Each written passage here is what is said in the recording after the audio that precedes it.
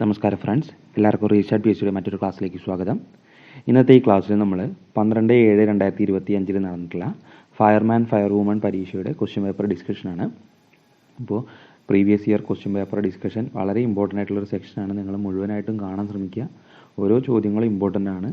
ഏത് ഭാഗത്ത് നിന്നാണ് ചോദ്യങ്ങൾ വന്നിട്ടുള്ളതെന്നൊക്കെ ശ്രദ്ധിച്ച് വെച്ച് അടുത്ത പരീക്ഷയ്ക്ക് വേണ്ടി നമുക്ക് പ്രിപ്പയർ ചെയ്യാൻ സാധിക്കട്ടെ. നമുക്ക് നോക്കാം. തിരുവിതാംകൂറിൽ ദിവാൻ എന്ന ഔദ്യോഗിക നാമം സ്വീകരിച്ച ആദ്യ പ്രധാനമന്ത്രി ആര്? തിരുവിതാംകൂറിൽ ദിവാൻ എന്ന ഔദ്യോഗിക നാമം സ്വീകരിച്ച ആദ്യ പ്രധാനമന്ത്രി രാജാ കേശവദാസൻ. രണ്ടാമത്തെ ചോദ്യം, 1809 ഏകദൈവ വിശ്വാസികൾക്കുള്ള സമ്മാനം എന്ന പ്രസിദ്ധ ഗ്രന്ഥം പാഴ്സി ഭാഷയിൽ രചിച്ച സാമൂഹിക പരിഷ്കർത്താവ് റാം മോഹൻ റോയ്. രാജാ റാം മോഹൻ റോയ് ആണ്. എളുപ്പമുള്ള ചോദ്യമാണ്. ഏകദൈവ വിശ്വാസികളുടെ സമ്മാനം എന്നത് മാത്രം വായിച്ചാൽ മതി. പക്ഷേ കൂടുതൽ വായിച്ച് നമ്മൾ കൺഫ്യൂഷൻ ആവും ചെയ്യരുത്. എന്നാൽ പ്രസിദ്ധ പാഴ്സി ഭാഷയിൽ രചിച്ചു എന്നൊക്കെ പറയുമ്പോൾ ചിലപ്പോൾ നമുക്ക് കൺഫ്യൂഷൻ ആവാൻ സാധ്യതയുണ്ട്. പക്ഷേ ഉത്തരം രാജാ റാം മോഹൻ റോയ് തന്നെയാണ്. ദെൻ ചൈനീസ് റിപ്പബ്ലിക്കിൻ്റെ ആദ്യ പ്രസിഡന്റ് ആര്? സൺ യാൻസൻ ആണ് ചൈനീസ് റിപ്പബ്ലിക്കിൻ്റെ ആദ്യ പ്രസിഡന്റ്. കീഴരിയൂർ ബോംബ് കേസ് ഏത് പ്രസ്ഥാനവുമായി ബന്ധപ്പെട്ടിരിക്കുന്നു? ക്വിറ്റ് ഇന്ത്യ പ്രസ്ഥാനവുമായി ബന്ധപ്പെട്ടതാണ് കീഴരിയൂർ ബോംബ് കേസ്. 1851 അവധ് ഒരു ദിവസം നമ്മുടെ വായിൽ പതിക്കാൻ പോകുന്ന ഒരു ചെറി എന്ന് പറഞ്ഞ ഗവർണർ ജനറൽ ആര്? ഡൽഹൌസി പ്രഭു. അവധ് ഒരു ദിവസം നമ്മുടെ വായിൽ പതിക്കാൻ പോകുന്ന ഒരു ചെറി എന്ന് പറഞ്ഞ ഗവർണർ ജനറൽ ഡൽഹൌസി പ്രഭു. നാറ്റോ സൈനിക സഖ്യത്തിൽ അവസാനമായി അംഗത്വം എടുത്ത രാജ്യം സ്വീഡനാണ്. നാറ്റോ സൈനിക സഖ്യത്തിൽ അവസാനമായി അംഗത്വം എടുത്ത രാജ്യം സ്വീഡൻ. മൗസിൻ റാമിൽ ഏറ്റവും കൂടുതൽ വാർഷിക മഴ ലഭിക്കാനുള്ള കാരണം തന്നിട്ടുള്ളവയിൽ ഏതാണെന്നാണ് ചോദ്യം. ഓപ്ഷൻസ് നോക്കാം. വടക്കുകിഴക്കൻ മൺസൂൺ മഴ നന്നായി ലഭിക്കുന്നത് കൊണ്ട്, ബംഗാൾ ഉൾക്കടലിൽ ഇടയ്ക്കിടെ ഉണ്ടാകുന്ന ചക്രവാത ചുഴി, ഖാസി കുന്നുകളുടെ സാന്നിധ്യം, മിതോഷ്ണ മേഖല പ്രദേശത്ത് സ്ഥിതി ചെയ്യുന്നത് കൊണ്ട്. ഉത്തരം ഖാസി കുന്നുകളുടെ സാന്നിധ്യമാണ്. ഈ മൺസൂൺ കാറ്റുകളെ തടഞ്ഞു വെക്കുന്നത് ഖാസി കുന്നുകളാണ്. അതുകൊണ്ട് തന്നെ അവിടെ കൂടുതലായിട്ട് മഴ ലഭിക്കുന്നുണ്ട്. ദെൻ എട്ടാമത്തെ ചോദ്യം, ഇന്ത്യയിലെ തുണി വ്യവസായവുമായി ബന്ധപ്പെട്ട് താഴെ തന്നിരിക്കുന്ന പരാമർശങ്ങളിൽ ശരി ഏത് എന്നാണ് ചോദ്യം. പ്രസ്താവനകൾ: ഇന്ത്യയിലെ ആദ്യത്തെ തുണി മില്ലുകൾ ബോംബെ, അഹമ്മദാബാദ് എന്നിവിടങ്ങളിൽ സ്ഥാപിക്കപ്പെട്ടു. സ്വദേശി പ്രസ്ഥാനം ഇന്ത്യയിലെ പരുത്തിയുടെ ആവശ്യം വർദ്ധിപ്പിച്ചു. 1921 ശേഷം ഉണ്ടായ റെയിൽവേ വികസനം തുണി വ്യവസായത്തെ പുരോഗതിയിൽ എത്തിച്ചു. വൈദ്യുത ശക്തിയുടെ ലഭ്യത തമിഴ്നാട്ടിൽ തുണി വ്യവസായം വളരാൻ കാരണമായി. ഇതിലെ 4 സ്റ്റേറ്റ്മെൻറ്റ് ശരിയാണ്. ഇതൊക്കെ NCERT സ്റ്റേറ്റ്മെൻറ്റുകളാണ്. അപ്പോൾ NCERT SCERT ഒക്കെ കൃത്യമായി വായിക്കുക. അവിടുന്ന് ചോദ്യങ്ങൾ ഒരുപാട് വരുന്നുണ്ട്. നമ്മുടെ ക്വസ്റ്റ്യൻസിലെ കറണ്ട് അഫയേഴ്സ് അല്ലാത്ത എല്ലാ ഭാഗവും ശരിക്കും NCERT ബേസ് ചെയ്തിട്ട് തന്നെയാണ് വരുന്നത്. അഥവാ SCERT ബേസ് ചെയ്തിട്ടാണ് വരുന്നത്. അതുകൊണ്ട് 2 ടെക്സ്റ്റുകൾ നിങ്ങൾ നിർബന്ധമായിട്ടും പഠിച്ചിട്ട് പോവുക പരീക്ഷകൾക്ക്. ദെൻ തന്നിരിക്കുന്ന കേരളത്തിൽ കൂടി ഒഴുകുന്ന ദൂരത്തിൻ്റെ അടിസ്ഥാനത്തിൽ വലുതിൽ നിന്നും ചെറുതിലേക്ക് ക്രമപ്പെടുത്തുക. അപ്പോൾ ഇവിടെ നമുക്കറിയാം 41 നദികൾ, നമ്മുടെ നാട്ടിൽ 44 നദികളുണ്ട്. അതിൽ 41 പടിഞ്ഞാറോട്ടും 3 കിഴക്കോട്ടും ഒഴുകുന്നതാണ്. കിഴക്കോട്ട് ഒഴുകുന്ന നദികളാണ് ഇവിടെ തന്നിട്ടുള്ളത്. കബനി, ഭവാനി, പാമ്പാർ. ആ ഓർഡർ തന്നെയാണ് പഠിക്കേണ്ടത്. കബനിയാണ് ഏറ്റവും വലുത്, ഭവാനി രണ്ടാമത്, പാമ്പാർ മൂന്നാമത്. ദെൻ 10ാമത്തെ ചോദ്യം, താഴെ തന്നിരിക്കുന്നതിൽ ശരിയായ പട്ടിക ഏതെല്ലാം എന്നാണ് ചോദ്യം. ഒന്നാമത്തേത്, ഭൗമോ അന്തർഭാഗത്ത് നിന്നുള്ള ശിലാദ്രവ്യത്തിൽ നിന്നും രൂപപ്പെട്ട ശില അവസാദ ശില. ഉയരം കൂടുന്നതിനനുസരിച്ച് ഊഷ്മാവ് കുറയുന്ന പ്രതിഭാസം ക്രമമായ താപനഷ്ട നിരക്ക്. ഭൂവൽക്കത്തെയും മാൻഡിലിനെയും വേർതിരിക്കുന്ന മേഖല ഗുട്ടൻബർഗ് പരിവർത്തന മേഖല. നിശ്ചിത ദിശയിൽ നിശ്ചിത പാതയിലൂടെ സമുദ്രജലത്തിൻ്റെ സഞ്ചാരം സമുദ്രജല പ്രവാഹം. ഇതിൽ ഓപ്ഷൻ 2ഉം 4ഉമാണ് ശരിയായിട്ടുള്ളത്. ഉയരം കൂടുന്നതിനനുസരിച്ച് ഊഷ്മാവ് കുറയുന്ന പ്രതിഭാസമാണ് ക്രമമായ താപനഷ്ട നിരക്ക്. നിശ്ചിത ദിശയിൽ നിശ്ചിത പാതയിലൂടെ സമുദ്രജലത്തിൻ്റെ സഞ്ചാരമാണ് സമുദ്രജല പ്രവാഹം എന്ന് പറയുന്നത്. ദെൻ മറ്റ് 2 സ്റ്റേറ്റ്മെൻറ്റുകൾ തെറ്റാണ്. അത് ശരിയായിട്ടുള്ളത് നോക്കി വയ്ക്കുക. ദെൻ 11ാമത്തെ ചോദ്യം, താഴെ നൽകിയിട്ടുള്ളവയിൽ ഹരിതഗൃഹ പ്രവാഹത്തിന് കാരണമല്ലാത്ത വാതകം ഏതെന്നാണ് ചോദ്യം. തന്നിട്ടുള്ളത് ozone, methane, carbon dioxide, nitrogen. ഇതിൽ നൈട്രജനാണ് ഹരിതഗൃഹ പ്രവാഹത്തിന് കാരണമല്ലാത്തത്. ഓസോണും കാർബൺ ഡൈ ഓക്സൈഡും മീഥൈനും ഹരിതഗൃഹ പ്രവാഹത്തിന് കാരണമാണ്, ഗ്രീൻ ഹൗസ് എഫക്റ്റിന് കാരണമാണ്. അതിൽ തന്നെ കാർബൺ ഡൈ ഓക്സൈഡും മീഥൈനും കൂടുതൽ കാരണമായിട്ടുള്ള വസ്തുക്കളാണ്. ദെൻ ചെനാബ് റെയിൽവേ പാലത്തെക്കുറിച്ച് തന്നിരിക്കുന്ന പരാമർശങ്ങളിൽ ശരിയായത് ഏത്? കറണ്ട് അഫെയർ ചോദ്യമാണ്. നിങ്ങളെല്ലാവരും നോക്കി വെച്ചിട്ടൊരു കാര്യമായിരിക്കും. ഇത്ര ഡീറ്റെയിൽ ഒരു ചോദ്യം വരും നമ്മൾ പ്രതീക്ഷിച്ചിട്ടുണ്ടാവില്ല. എന്നാലും നോക്കാം. റീസി ജില്ലയിലെ ബാക്കൻ കൗരി സ്റ്റേഷനുകളെ ബന്ധിപ്പിക്കുന്നു. 359 മീറ്റർ ഉയരമുള്ള നിർമ്മിതി ലോകത്തിലെ ഏറ്റവും ഉയരം കൂടിയ റെയിൽവേ പാലമാണ്. ബാരാമുള്ള, ശ്രീനഗർ, ഉദ്ധംപൂർ റെയിൽവേ പാതയിലാണ് ചെനാബ് പാലം സ്ഥിതി ചെയ്യുന്നത്. 1315 മീറ്റർ നീളമുള്ള പാലത്തിൻ്റെ പ്രധാന നിർമ്മാണ മേൽനോട്ടം കൊങ്കൺ റെയിൽവേക്കായിരുന്നു. അപ്പോൾ 4 ഓപ്ഷൻസ് ഇവിടെ ശരിയാണ്. അവിടെ പ്രത്യേകം ശ്രദ്ധിക്കേണ്ടത് കൊങ്കൺ റെയിൽവേക്കായിരുന്നു ഈ പാലത്തിൻ്റെ നിർമ്മാണം. നമ്മൾ കൊങ്കണും ജമ്മു കാശ്മീരും എന്നൊക്കെ ആലോചിക്കുമ്പോൾ നമുക്ക് ചിലപ്പോൾ അങ്ങനെ വരാൻ സാധ്യതയില്ല എന്നൊക്കെ ആലോചിക്കും. പക്ഷെ അങ്ങനെയല്ല, കൊങ്കൺ റെയിൽവേക്കാണ് ഇതിൻ്റെ നിർമ്മാണ മേൽനോട്ടം ഉണ്ടായിരുന്നത്. ദെൻ ഇന്ത്യൻ ആസൂത്രണത്തിൻ്റെ പിതാവ് എം വിശ്വേശ്വരയ്യ, വളരെ റിപ്പീറ്റഡ് ആയിട്ടുള്ളൊരു ചോദ്യമാണ്. ദെൻ പ്രതിശീർഷ വരുമാനം എന്നത് നമുക്കറിയാവുന്ന ഒരു ചോദ്യമാണ്. ദേശീയ വരുമാനം ഡിവൈഡഡ് ബൈ ആകെ ജനസംഖ്യ. ദെൻ ഒരു നിശ്ചിത കാലത്തേക്ക് സാധാരണ നികുതിക്കുമേൽ ചുമത്തുന്ന അധിക നികുതിയാണ് സർചാർജ് എന്ന് പറയുന്നത് കേട്ടോ. സർചാർജ് ഒരു നിശ്ചിത കാലത്തേക്ക് സാധാരണ നികുതിക്കുമേൽ ചുമത്തുന്ന അധിക നികുതിയാണ് സർചാർജ്. ഒരു പ്രത്യേക ആവശ്യത്തിന് വേണ്ടി പ്രത്യേകം ഏർപ്പെടുത്തുന്ന ഒരു കാര്യമാണ് എന്ത്, സെസ് എന്ന് പറയുന്നത്. അപ്പോൾ അത് രണ്ടും നമ്മൾ കൺഫ്യൂഷനായി പോകരുത്. സർചാർജ് നികുതിക്ക് മേൽ ചുമത്തുന്ന അധിക നികുതിയാണ്. ദെൻ സ്വാതന്ത്ര്യത്തിൻ്റെ 50-ാം വർഷത്തിൽ ആരംഭിച്ച പഞ്ചവത്സര പദ്ധതി 9ാം പഞ്ചവത്സര പദ്ധതിയാണ്. അപ്പോൾ 50, 9 അങ്ങനെ ആലോചിച്ച് വയ്ക്കുക. സ്വാതന്ത്ര്യത്തിൻ്റെ 50-ാം വർഷത്തിൽ ആരംഭിച്ച പഞ്ചവത്സര പദ്ധതി 9ാം പഞ്ചവത്സര പദ്ധതി. ദെൻ താഴെ പറയുന്നവയിൽ ശരി ഏത് എന്നാണ് ചോദ്യം.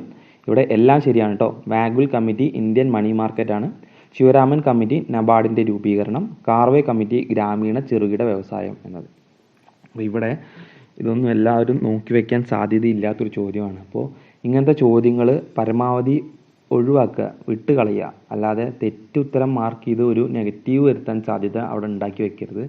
അറിയുന്ന ചോദ്യങ്ങൾ മാക്സിമം നിങ്ങൾക്ക് അത് എഴുതിയതിന് ശേഷം പിന്നെ നമ്മോട് എഴുതേണ്ടതെന്ന് നമ്മൾ പിന്നെ തീരുമാനിക്കണം. എത്ര എണ്ണം നമ്മൾ എഴുതിയിട്ടുണ്ട് എന്നൊക്കെ നോക്കിയിട്ട് വേണം പിന്നീട് തീരുമാനിക്കാൻ. അല്ലാതെ ആദ്യം തന്നെ ഇങ്ങനെ കറക്കി കുത്തി പോയി നെഗറ്റീവുകൾ വാങ്ങി കൂട്ടരുത്.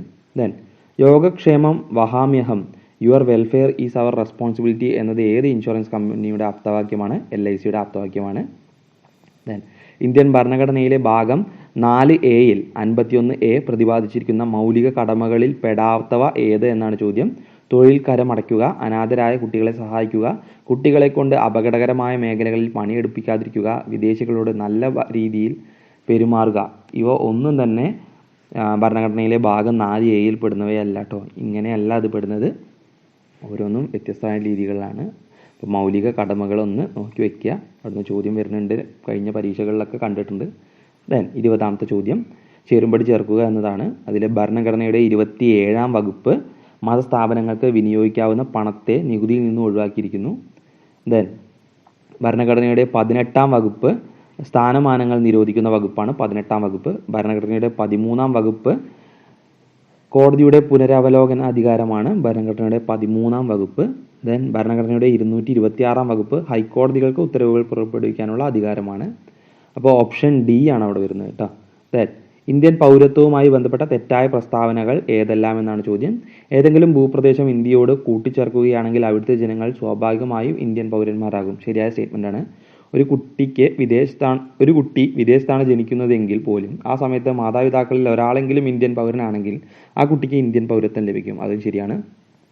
ദെൻ ഭരണഘടനയുടെ ഭാഗം 3-ൽ 5 മുതൽ 11 വരെയുള്ള വകുപ്പുകൾ പൗരത്വത്തെക്കുറിച്ച് പ്രതിപാദിക്കുന്നു. ഭാഗം 3-ലല്ല, ഭാഗം 2-ലാണ്. അപ്പോൾ അതാണ് അവിടെ തെറ്റായ സ്റ്റേറ്റ്മെൻറ്റ്. അപ്പോൾ ഓപ്ഷൻ A ആണ് ശരിയായിട്ടുള്ളത് ഇവിടെ. ദെൻ 4ാമത്തെ സ്റ്റേറ്റ്മെൻറ്റ് കൂടി നോക്കാം. ഇന്ത്യൻ പാർലമെൻറ്റാണ് പൗരത്വത്തെക്കുറിച്ചുള്ള നിയമം ഉണ്ടാക്കാൻ അധികാരമുള്ളത്. ശരിയായിട്ടുള്ള സ്റ്റേറ്റ്മെൻറ്റാണ്. പാർലമെൻറ്റിനാണ് പൗരത്വത്തെക്കുറിച്ചുള്ള നിയമങ്ങൾ ഉണ്ടാക്കാൻ അധികാരം. ദെൻ ഇന്ത്യൻ ഭരണഘടനയുടെ 86ാം ഭേദഗതിയുമായി ബന്ധപ്പെട്ട പ്രസ്താവനകളിൽ ശരിയായ പ്രസ്താവന അഥവാ പ്രസ്താവനകൾ ഏതെല്ലാം എന്നാണ് ചോദ്യം. 86ാം ഭേദഗതിയിലൂടെ 21A എന്ന വകുപ്പ് കൂട്ടിച്ചേർത്തു. പ്രാഥമിക വിദ്യാഭ്യാസം ഈ ഭേദഗതിയിലൂടെ മൗലികാവകാശമാക്കി മാറ്റി. 6-നും 14-നും ഇടയിലുള്ള പ്രായമുള്ള കുട്ടികൾക്ക് സൗജന്യവും നിർബന്ധിതമായ വിദ്യാഭ്യാസം നൽകണമെന്ന് അറിയിച്ചു. നിർദ്ദേശ തത്വങ്ങളിലെ 45ാം വകുപ്പുമായി ബന്ധപ്പെട്ടതാണ് ഈ ഭേദഗതി. അപ്പോൾ എല്ലാം അത് ശരിയാണ് കേട്ടോ ഇവിടെ. അപ്പോൾ ഓപ്ഷൻ C ആണ് ഇവിടെ വരുന്നത്. ഈ 4 സ്റ്റേറ്റ്മെൻറ്റും ശരിയായിട്ടുള്ള സ്റ്റേറ്റ്മെൻറ്റാണ് 86ാം ഭേദഗതി. ദെൻ ഭേദഗതിയൊക്കെ പ്രത്യേകം ശ്രദ്ധിച്ചു വയ്ക്കുക. വളരെ കുറച്ച് ഭേദഗതികളെ നമുക്ക് പഠിക്കാനുള്ളൂ. 42, 44, ദെൻ ഈ പറഞ്ഞ 86, 73, 74, പിന്നെ 100 മുതൽ ഇപ്പോൾ വരെയുള്ള 106 വരെ 107 വരെയുള്ള ഭരണഘടനാ ഭേദഗതികൾ. അപ്പോൾ അതൊക്കെ വളരെ ഇമ്പോർട്ടൻ്റ് ആയിട്ടുള്ള കാര്യമാണ്. ഒന്ന് ശ്രദ്ധിച്ചു വെച്ചോളാം. എപ്പോഴും ഭരണഘടനാ ഭേദഗതിയിൽ നിന്ന് ഒരു ചോദ്യം ഉറപ്പായിട്ടുള്ളതാണ്. അപ്പോൾ ഒരു മാർക്ക് അവിടെ കളയരുത്. നിർബന്ധമായിട്ടും ഇത്രയും ഭരണഘടനാ ഭേദഗതികൾ നിങ്ങൾ പഠിച്ചു വയ്ക്കുക. നമ്മുടെ സിലബസിൽ വളരെ കുറച്ച് ഭരണഘടനാ ഭേദഗതികളാണ്. നമുക്ക് നമ്മുടെ ഭരണഘടന ഉണ്ടായത് മുതൽ 100 മുതൽ 106ഓളം ഭരണഘടനാ ഭേദഗതികളുണ്ട്. പക്ഷേ അത് മൊത്തം പഠിക്കാൻ നമ്മളെക്കൊണ്ട് സാധ്യമല്ല. അതിൽ ഈ പറഞ്ഞ ഒരു 10-15 എണ്ണോളം നമുക്ക് പഠിക്കാണ്ട്, അത് നിർബന്ധമായിട്ടും പഠിക്കുക. ദെൻ ചേരുംപടി ചേർക്കുക. ധനകാര്യ കമ്മീഷൻ വകുപ്പ് 280, അത് മാർക്ക് ചെയ്താൽ തന്നെ നമുക്ക് അവിടെ ഉത്തരം കിട്ടും. 1 D ആണ്. ദെൻ ഇലക്ഷൻ കമ്മീഷൻ വകുപ്പ് 324 election commission. Then controller and auditor general ഏതാണ്? വകുപ്പ് 148. ദെൻ അറ്റോർണി ജനറൽ വകുപ്പ് 76. വളരെ എളുപ്പമുള്ളൊരു ചോദ്യമാണ്. ഓപ്ഷൻ എ ആണ്. ദെൻ 24, താഴെ തന്നിരിക്കുന്ന പ്രസ്താവനകളിൽ തെറ്റായ പ്രസ്താവന ഏത് എന്നാണ് ചോദ്യം. കേന്ദ്ര സംസ്ഥാന സംയുക്ത ലിസ്റ്റുകളിൽ പെടാത്ത വിഷയങ്ങളാണ് അവശിഷ്ടാധികാരങ്ങൾ. ശരിയാണ്. സൈബർ നിയമങ്ങൾ അവശിഷ്ടാധികാരത്തിൽ പെടുന്നു. ശരിയാണ്.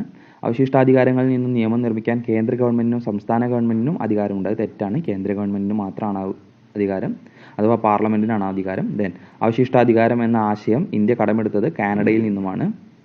അത് ശരിയായിട്ടുള്ളതാണ്. അപ്പോൾ അവിടെ 3 തെറ്റ്. Option D. ദെൻ പാർലമെൻ്ററി സമ്പ്രദായത്തിൽ സവിശേഷതകളിൽ പെടാത്തത് ഏത് എന്നാണ് ചോദ്യം. ചോദ്യങ്ങൾ ഓപ്ഷൻസ് നോക്കാം നമുക്ക്. സ്റ്റേറ്റ്മെൻറ്റുകൾ നോക്കാം.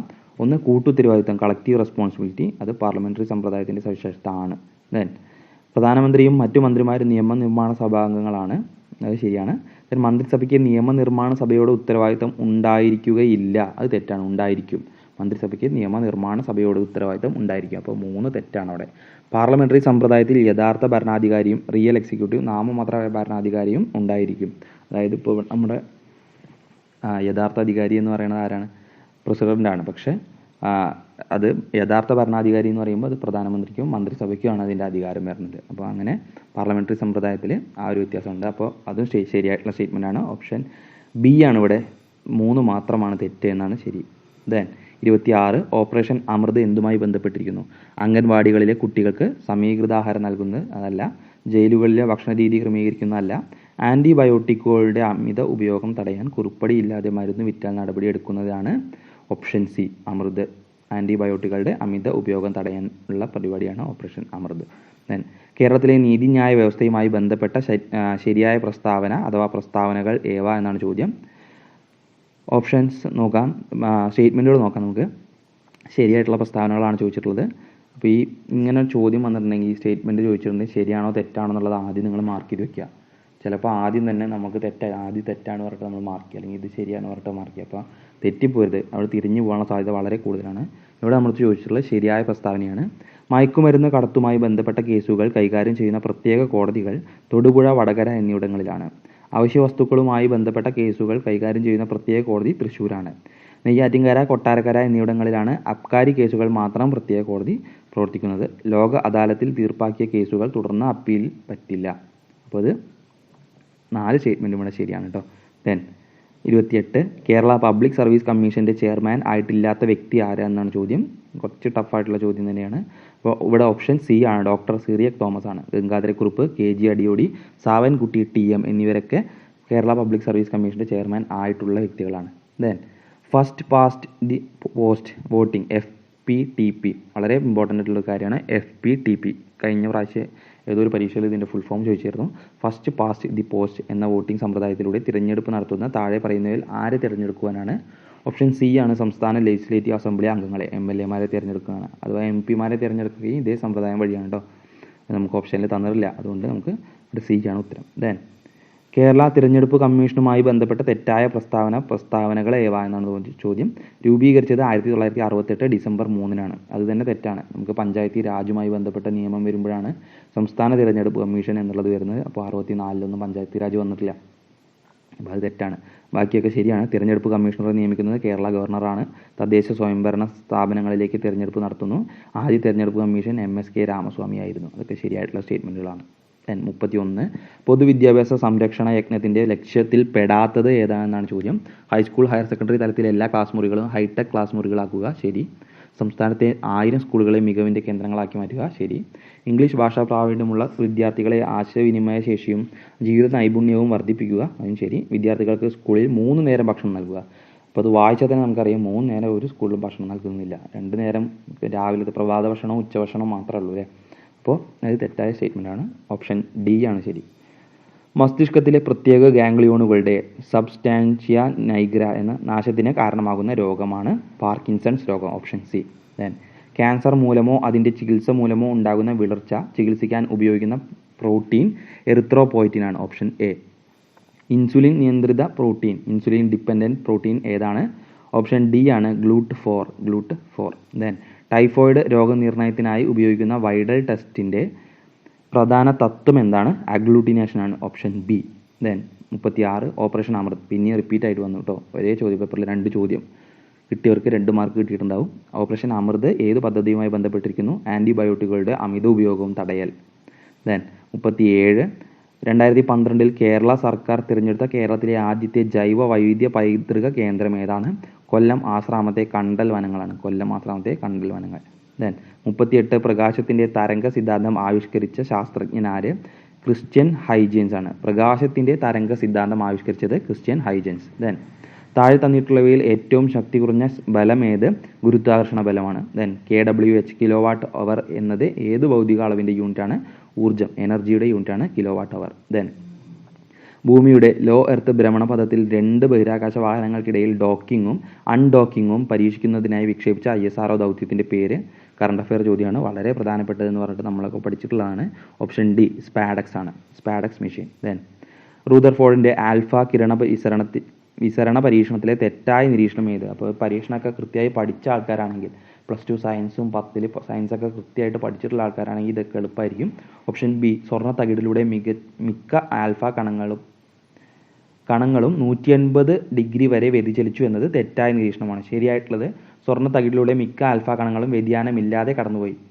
ആൽഫ കണങ്ങളുടെ ഒരു ചെറിയ ഭാഗം ചെറിയ കോണുകളിൽ വ്യതിചലിച്ചു, വളരെ കുറച്ച് കണങ്ങൾ 180 ഡിഗ്രി വരെ വ്യതിചലിച്ചു എന്നതൊക്കെ ശരിയായിട്ടുള്ള സ്റ്റേറ്റ്മെൻ്റ് ആണ്. ഇവിടെ ഓപ്ഷൻ ബി ആണ് തെറ്റായിട്ടുള്ളത്.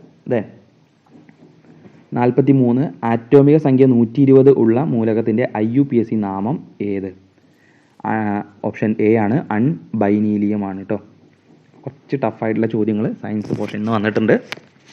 ദെൻ 44 താഴെ തന്നിരിക്കുന്നവയിൽ അർദ്ധലോഹങ്ങൾ ഉപലോഹം അല്ലാത്തത് ഏത്? സിലിക്കൺ, ജെർമേനിയം, ടെല്ലൂറിയം, മാഗ്നീഷ്യം എന്നിവയാണ് ഓപ്ഷൻസ്. അതിൽ ഓപ്ഷൻ ഡി ആണ് മാഗ്നീഷ്യം. നമ്മൾ പഠിക്കുമ്പോൾ തന്നെ പഠിച്ചിട്ടുണ്ട് മാഗ്നീഷ്യം മെറ്റലാണെന്ന്.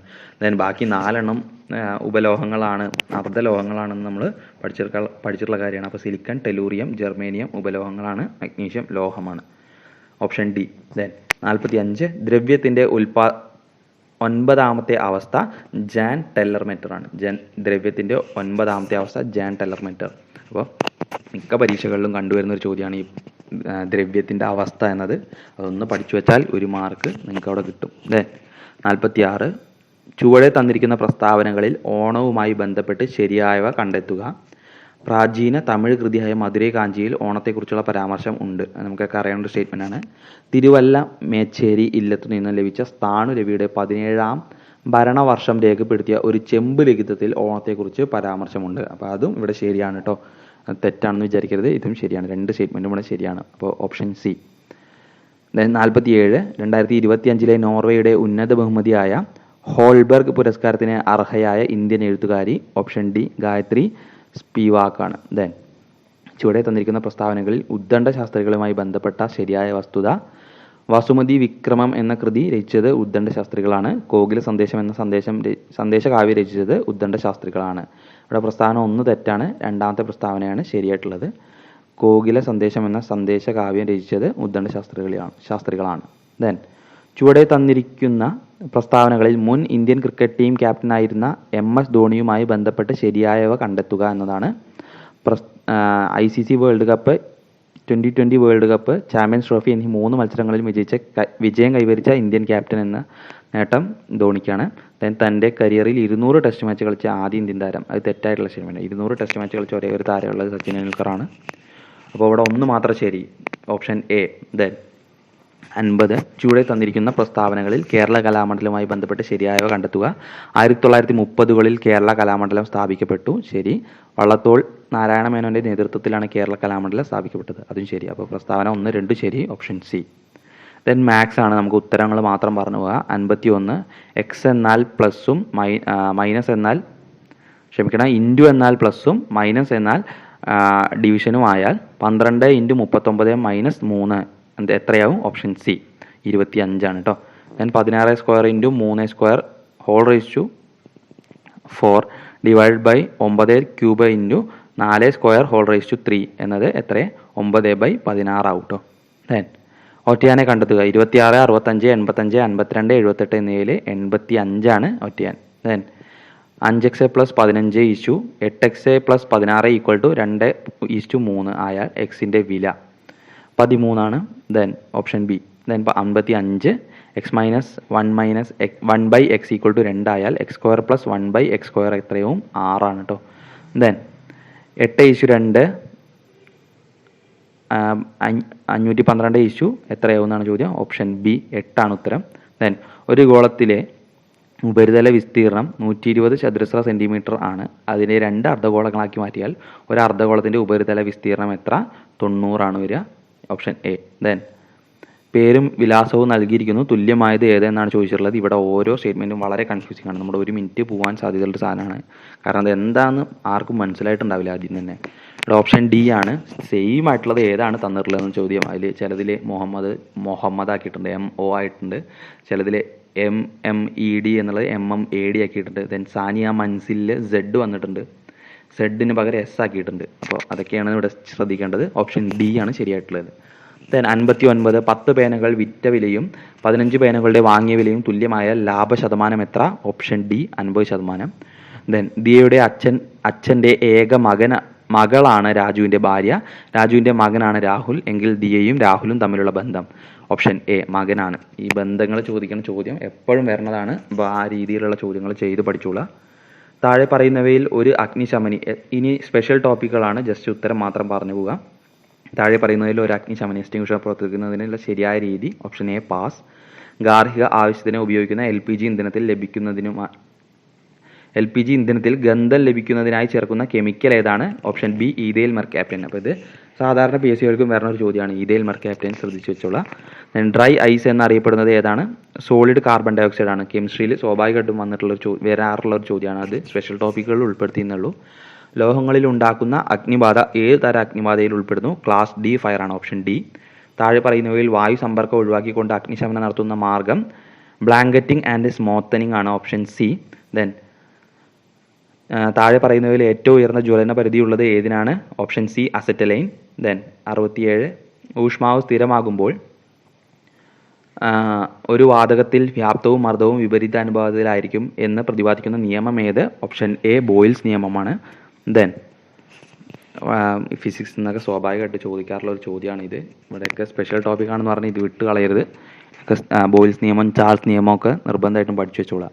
പാസ്കൽ നിയമം അതൊക്കെ പഠിച്ചു വെച്ചോളാം. ദെൻ ഖരപദാർത്ഥങ്ങൾ ചൂടാക്കുമ്പോൾ ദ്രാവകമാകാതെ നേരിട്ട് വാതക രൂപത്തിലാകുന്ന പ്രക്രിയയെ വിളിക്കുന്ന പേര്?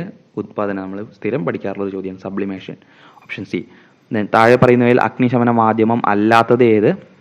ഇവിടെ എല്ലാതും അഗ്നിശമന മാർഗങ്ങളാണ്. Carbon dioxide, then heptafluoro propyne, then FM 200 FM 500 ഒക്കെ അഗ്നിശമന മാർഗമാണ്. അതുകൊണ്ട് ഇവിടെ ഉത്തരം ഈ ചോദ്യം ക്യാൻസൽ ചെയ്യാനുള്ള സാധ്യത ഉണ്ട്. ദെൻ 70 ആധുനിക പ്രഥമ ശുശ്രൂഷയുടെ പിതാവ് എന്നറിയപ്പെടുന്നത് ഫ്രെഡറിക് എസ്മാർക്ക് ആണ്. ദെൻ കുട്ടികളിൽ അസ്ഥി വളഞ്ഞ് ഒരു ഭാഗം മാത്രം ഒടിയുന്ന തരം അസ്ഥിഭംഗത്തെ വിളിക്കുന്ന പേര് ഗ്രീൻ സ്റ്റിക്ക് ഫ്രാക്ചർ എന്നാണ്. Option B. ദെൻ CPR എന്നതിൻ്റെ പൂർണ്ണ രൂപം എന്താണ്? കാർഡിയോ പൾമണറി റെസസിറ്റേഷൻ ആണ്. ദെൻ 73 അമിത രക്തസ്രാവം മൂലം ജീവൻ അപകടത്തിലാകുമ്പോൾ പ്രയോഗിക്കുന്ന പ്രഥമ ശുശ്രൂഷ ഏത്? ടൂർണിക്കൈയാണ്. ദെൻ നിരവധി ആളുകൾക്ക് പരിക്കേറ്റ് വൈദ്യസഹായം നൽകേണ്ട സാഹചര്യത്തിൽ പരിക്കേറ്റ ആളുകളെ തരംതിരിക്കുന്ന പ്രക്രിയയെ വിളിക്കുന്ന പേര് ട്രയേജ് എന്നാണ്. Option B. ദെൻ മനുഷ്യൻ്റെ നിശ്വാസവായുവിൽ ഓക്സിജൻ്റെ അളവ് എത്ര? 17%. ദെൻ AED എന്ന ഏത് അവസ്ഥയിൽ ഉപയോഗിക്കുന്ന AED ഏത് അവസ്ഥയിലാണ് ഉപയോഗിക്കുന്നത്? ഓപ്ഷൻ എ ഹൃദയാഘാതം. പ്രഥമ ശുശ്രൂഷയിൽ ABC എന്നത് എന്തിനെ സൂചിപ്പിക്കുന്നു? Airway, breathing, circulation. Then 78 splint താഴെ പറയുന്നതിൽ എന്തുമായി ബന്ധപ്പെട്ടിരിക്കുന്നു? അസ്ഥിഭംഗവുമായി ബന്ധപ്പെട്ടിരിക്കുന്നു. Option A. ദെൻ ഇന്ത്യയിൽ വിവര സാങ്കേതിക നിയമം നിലവിൽ വന്ന വർഷം? സിമ്പിളായിട്ടുള്ളൊരു ചോദ്യമാണ്, 2000 ആണ്. ഓപ്ഷൻ എ സ്ഥിരം പഠിക്കുന്ന ഒരു ചോദ്യം. ദെൻ സാമ്പത്തിക കുറ്റത്തിനോ മറ്റ് ദുരുദ്ദേശങ്ങൾക്കോ ക്രിമിനൽ ഉദ്ദേശത്തോടെ കമ്പ്യൂട്ടർ സിസ്റ്റങ്ങളിലേക്ക് കടന്നു കയറുന്ന സൈബർ ക്രിമിനലിനെ വിളിക്കുന്ന പേര് ബ്ലാക്ക് ഹാറ്റ് ഹാക്കറാണ്. Option B. ദെൻ ശരിയായ പദം ഏതെന്നാണ് ചോദ്യം? Option B ആച്ഛാദനമാണ്. ദെൻ താഴെ കൊടുത്തിരിക്കുന്നവയിൽ കുതിര എന്ന അർത്ഥം വരാത്ത പദം? ഓപ്ഷൻ സി അശ്മകമാണ്. അശ്മകം. അപ്പോൾ അശ്മകം എന്നത് കുതിര എന്ന അർത്ഥം വരാത്ത പദമാണ് അർവാവ്, കിങ്കിരം, സപ്തി എന്നതൊക്കെ കുതിര എന്ന അർത്ഥം വരുന്ന പദങ്ങളാണ് കേട്ടോ. അപ്പോൾ ഓപ്ഷൻ സി ആണ് അവിടെ ശരിയായിട്ടുള്ളത്. ദെൻ ചുവപ്പ് എന്നതിന് സമാനമായ പദം, ഇവിടെ ലോഹിതവും താമ്രവും ചുവപ്പിന് സമാനമായ പദമാണ്. അതുകൊണ്ട് തന്നെ ചോദ്യം ഡിലീഷൻ വരാനുള്ള സാധ്യതയുണ്ട്. ദെൻ താമസം എന്നതിൻ്റെ നാനാർത്ഥങ്ങൾ പാമ്പ്, മൂങ്ങ, ഇരുട്ട്, തമോ ഗുണം എന്നൊക്കെയാണ്. ടഫായിട്ടുള്ള ചോദ്യം തന്നെയാണ്. ദെൻ എതിർലിംഗം എഴുതുക. വിധവ എന്നതിൻ്റെ എതിർലിംഗം വിതുരൻ. നമ്മൾ സ്ഥിരം പഠിക്കാറുള്ള ഒരു ചോദ്യമാണ് വിധവ, വിതുരൻ. ദെൻ അതിൽ വിതുരൻ തന്നെ 2 രീതിയിൽ എഴുതിയിട്ടുണ്ട്. അതിൽ ശരിയായിട്ടുള്ളത് എഴുതി നോക്കുക. ഓപ്ഷൻ സി ആണ്. ദെൻ അജ്ഞന്മാർക്ക് അനുഷ്ഠാന കർമ്മങ്ങൾ ഉണ്ടോ എന്നതിന് സമാന അർത്ഥം വരുന്ന പഴഞ്ചൊല്ലേത്? ഇവിടെ പഴഞ്ചൊല്ലുകൾ തന്നിട്ടുണ്ട്. ആടറിയുമോ അങ്ങാടി വാണിഭം, അഗതിച്ചൊല്ല് അരങ്ങത്തേശുമോ, 5 വിരലും ഒരുപോലെയോ, കാട്ടുകോഴിക്കുണ്ടോ മകരസംക്രാന്തി. ഓപ്ഷൻ ഡി ആണ് ഇവിടെ ശരിയായിട്ടുള്ള സ്റ്റേറ്റ്മെൻറ്റ്, പഴഞ്ചൊല്ല്. ദെൻ 87 കാപ്പുകെട്ടുക എന്ന ശൈലിയുടെ അർത്ഥം ഒരുങ്ങുക എന്നാണ്. കാപ്പുകെട്ടുക, ഒരുങ്ങുക. ദെൻ പിരിച്ചെഴുതുക. വെണ്മ പിരിച്ചെഴുതിയാൽ വെള് പ്ലസ് മായാണ് വെണ്മ എന്നത്. ദെൻ ഒറ്റപ്പദം എഴുതുക. എളുപ്പത്തിൽ ചെയ്യാവുന്നത്. ഓപ്ഷൻ സി സുഖരം. എളുപ്പത്തിൽ ചെയ്യാവുന്നത്. ഓപ്ഷൻ സി സുഖരം. ദെൻ അർത്ഥപൂർണമായ പൂർണ്ണവും യുക്തിസഹമായ വാക്യം നിർമ്മിക്കുക. കുറച്ച് കൂടുതൽ വാക്കുകളുണ്ട് ഇവിടെ. അപ്പോൾ ഇതിൽ നിന്ന് ഉണ്ടാക്കുക എന്നുള്ളത് നമുക്ക് ഓപ്ഷനിൽ പോവുകയാണ് കുറച്ചുകൂടി നല്ലത്. ഇവിടെ ഓപ്ഷൻ എ ആണ് ശരിയായിട്ടുള്ളത്. അപ്പം നോക്കി നോക്കാം. ദാരിദ്ര്യത്തിൽ മുങ്ങിയിരുന്ന ഭാരത ജനതയ്ക്ക് കൂട്ടായ അധ്വാനം കൊണ്ടേ കരകയറാൻ കഴിയുകയുള്ളൂ എന്നതാണ് ശരിയായിട്ടുള്ളത്. Option A. ദെൻ ഇംഗ്ലീഷാണ്. 91 the assailant dash several places before being apprehended by the police. Option B called at. The assailant called at ആണ് വരിക. Then I would rather you dash indoors. അപ്പോൾ ഇവിടെ വരിക ഡിഡിൻ സ്മോക്ക് എന്നാണ് വരിക കേട്ടോ. I would rather you didn't smoke indoors. Then 93 the word deposition in legal context mean. Option C ആണ് witness statement taken outside the court. Witness statement taken outside the court. Then 94 I will finish the task in no time. Won't I ആണ് വരിക. Option A ആണ് won't I. Then the defence counsel was prevented dash submitting additional evidences dash the trial. Option ഫ്രമും during ആണ്. Option A. The defence counsel was prevented from submitting additional evidences during the trial. Option A. സിമ്പിളായിട്ടുള്ളൊരു ചോദ്യമായിരുന്നു. Then 96 one word substitution for the killing of woman and girl because of there gender. Option D ഫെമിസൈഡ് ആണ്. ഫെമിസൈഡ്. ഫീറ്റിസൈഡ് എന്ന് പറഞ്ഞാൽ ഫീറ്റസിനെ കൊല്ലുക എന്നുള്ളതാണ്. Option D ആണ് ഇവിടെ ഫെമിസൈഡ്. Female എന്ന ജെൻഡർ ആവുകൊണ്ട് അവരെ കൊല്ലുക എന്നുള്ളതാണ്. Option D. Then 97 complete the combination using the most suitable option. ബോറിന് സോ ആണ് വരുന്നത്. ഗാൻഡറിന് എന്താ വരിക? ഗൂസ് ആണ്. Goose. Option B. Then who is organising the charity event for the next week. Turn into passive voice ആണ്. Option D ആണ്. By whom is the charity event being organised for the next week. By whom is the charity event being organised for the next week ആണ് ഇതിൻ്റെ passive voice. Then 99 the discussion always ended in disagreement. Pick out the antonym of the underlined word. Antonym ആണ്. Option C consensus ആണ്. ഡിസ്എഗ്രിമെൻറ്റിൻ്റെ antonym consensus ആണ്. Then option 100ാമത്തെ ചോദ്യം, last ചോദ്യം. Even though I was beginner in the field there had been my friend to show me the ropes. Identify the meaning of the underlined idiom. To show me the ropes. To show me the ropes എന്ന ഇഡിയത്തിൻ്റെ അർത്ഥമാണ് ചോദിച്ചിട്ടുള്ളത്. Option B ആണ്. To teach or guide someone especially in a new job എന്നതാണ് to show me the ropes എന്നതിൻ്റെ അർത്ഥം. അപ്പോൾ ഇത്രയാണ് ഈ ഒരു ചോദ്യപേപ്പറിലുള്ളത്.